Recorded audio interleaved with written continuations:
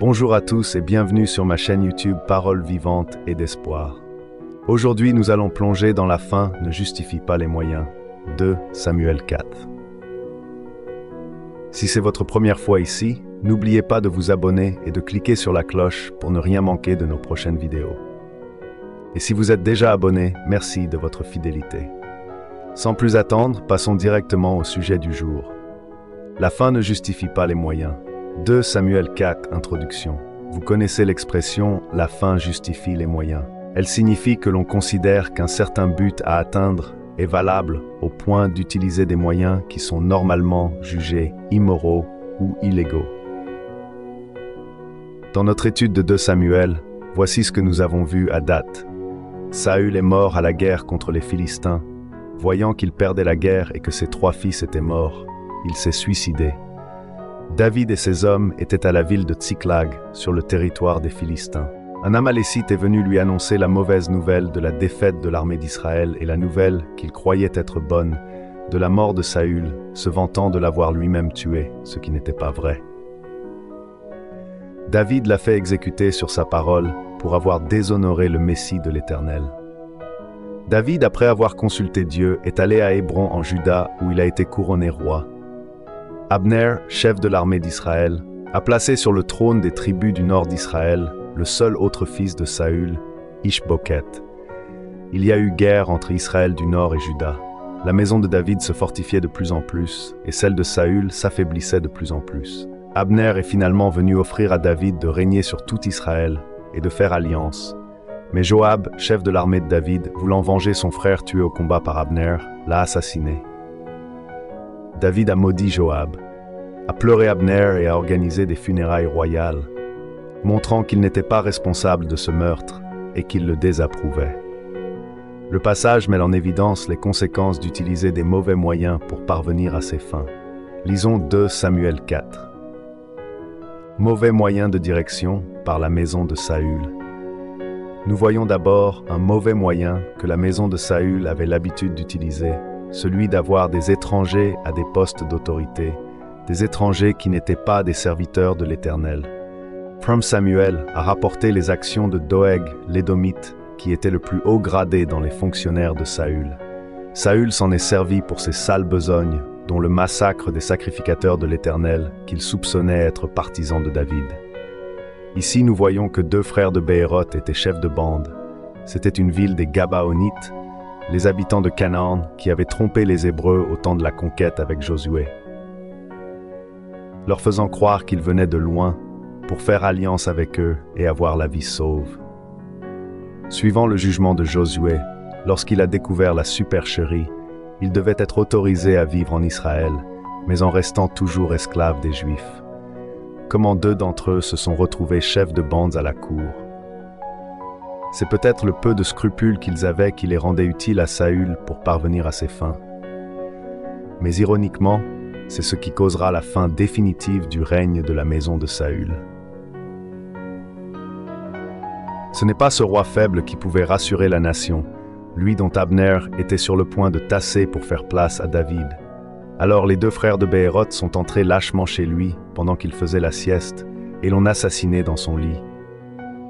Ils lui ont coupé la tête pour l'emporter comme preuve de sa mort et de leur acte. L'auteur rapporte qu'il restait bien un autre homme de la maison de Saül, et il explique pourquoi il ne pouvait pas être considéré pour le trône. Il était trop jeune fils de Jonathan, petit-fils de Saül, âgé de 5 ans, quand son père et son grand-père sont morts.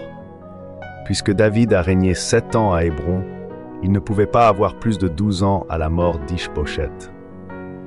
Il était infirme quand sa nourrice a appris la mort de Saül et de Jonathan.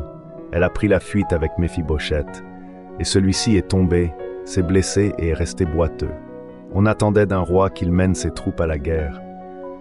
Lorsque la nouvelle de la mort d'Abner, général de l'armée d'Israël, est parvenue à Ish-Bokhet, il en a perdu toute force dans les bras. Il a eu très peur, et tout Israël aussi. Quelle fin misérable pour la maison de Saül. Ici, le texte ouvre et referme une parenthèse au 4 pour introduire Méphibosheth. De mauvais moyens pour arriver à ses fins peuvent être profitables pour un temps. Mais un jour ou l'autre, la justice s'accomplit et ses moyens même deviennent cause de malheur. 3 Proverbe 21. 2. Toutes les voies de l'homme sont droites à ses yeux, mais celui qui pèse les cœurs, c'est l'Éternel. Proverbe 16, 25. Telle voie paraît droite devant un homme, mais à la fin, c'est la voie de la mort. La fin visée est bonne, que David soit roi, selon la promesse de Dieu. Ils sont convaincus que David verra cela comme une bonne nouvelle. Ils rappellent que Ish-Bochet était le fils de Saül, son ennemi qui en voulait à sa vie. Ils soulignent aussi que c'est le plan de Dieu qui s'accomplit. L'Éternel venge aujourd'hui le roi Monseigneur de Saül et de sa descendance. 8. C'est vrai que le plan de Dieu s'accomplissait ce jour-là, mais cela ne justifiait pas leur action. Jusque-là, la réaction de David semble positive, mais il peut aussi vouloir dire que Dieu qui l'a délivré de toute détresse n'avait pas besoin d'eux pour lui forcer la main. Il rappelle qu'à la mort de Saül, l'Amalécite qui est venu lui porter la nouvelle a été exécuté. Eux, ils ont fait bien pire, ils ont assassiné un homme juste sur son lit. Ils méritent encore plus la mort. Personne n'est juste en ce sens. Ecclésiaste 7:20, certes, il n'y a sur la terre point d'homme juste qui fasse le bien et qui ne pêche pas. Psaume 14 croit, tous sont égarés, ensemble ils sont pervertis. Il n'en est aucun qui fasse le bien, pas même un seul. C'est plutôt dans le sens de innocent, le fait qu'il était un fils de Saül, qu'il avait été mis sur le trône et qu'il soit devenu automatiquement un ennemi de David, n'impliquait pas qu'il était coupable et devait mourir. Maintenant, qu'en est-il d'une situation où le but est bon? 2. Mauvais moyen de faire accéder David au trône. Après avoir tué Ish-Bochet, les deux frères se rendent directement chez David pour lui remettre sa tête. David leur répond, « L'Éternel est vivant, lui qui m'a délivré de toute détresse. » 9. David déclare ensuite clairement qu'il n'est pas heureux de cette nouvelle. Pas du tout. Un homme juste ici ne signifie pas sans péché. 4. Deutéronome 24:16. On ne fera pas mourir les pères pour les fils, et l'on ne fera pas mourir les fils pour les pères.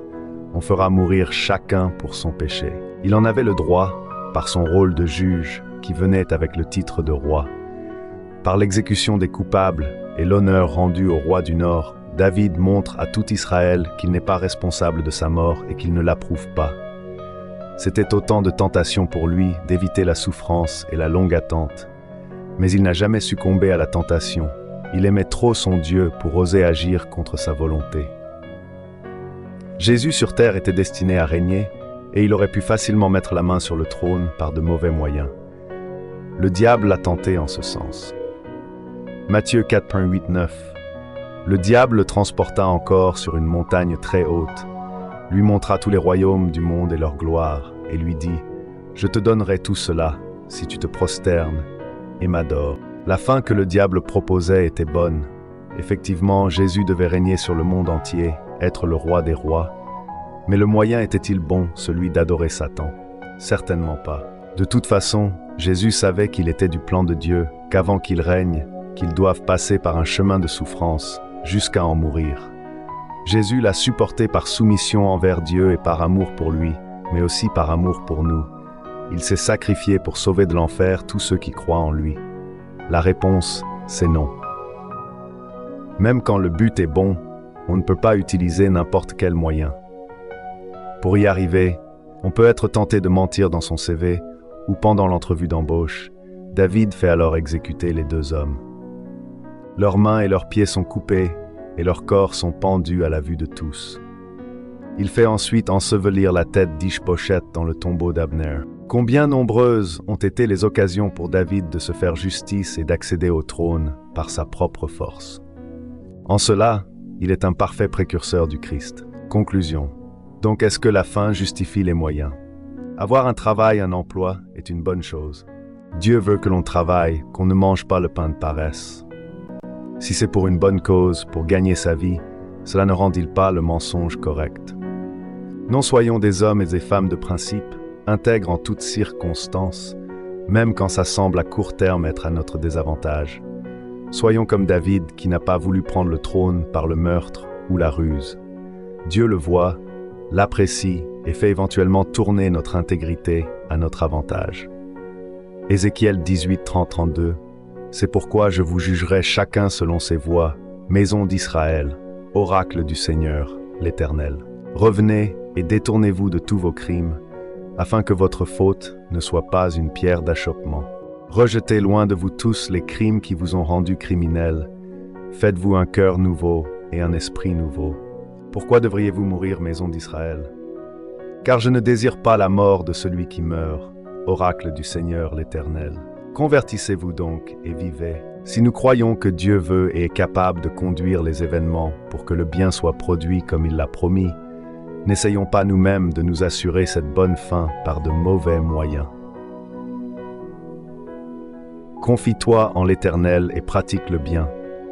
Demeure dans le pays et prends la fidélité pour pâture.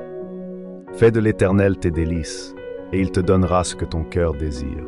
Remets ton sort à l'Éternel, confie-toi en lui, et c'est lui qui agira. Avoir un diplôme d'études est certainement une bonne chose, mais est-ce que ça justifie le fait de tricher dans les examens et les travaux? Non.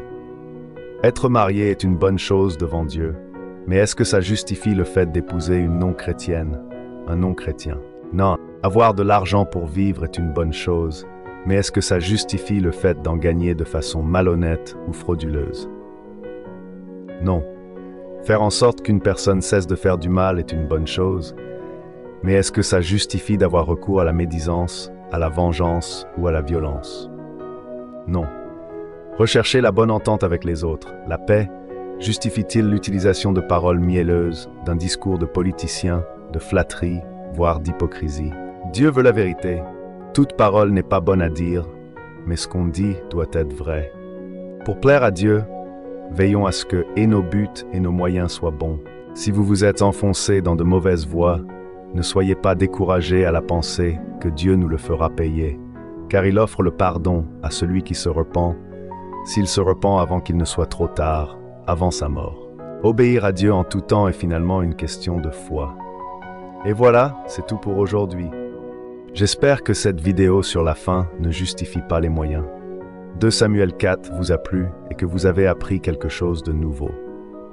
N'hésitez pas à laisser un commentaire ci-dessous pour partager vos pensées et poser vos questions. J'adore lire vos retours. Si ce n'est pas déjà fait, pensez à liker la vidéo et à vous abonner pour ne pas rater les prochains contenus. Merci d'avoir regardé et à très bientôt pour une nouvelle vidéo.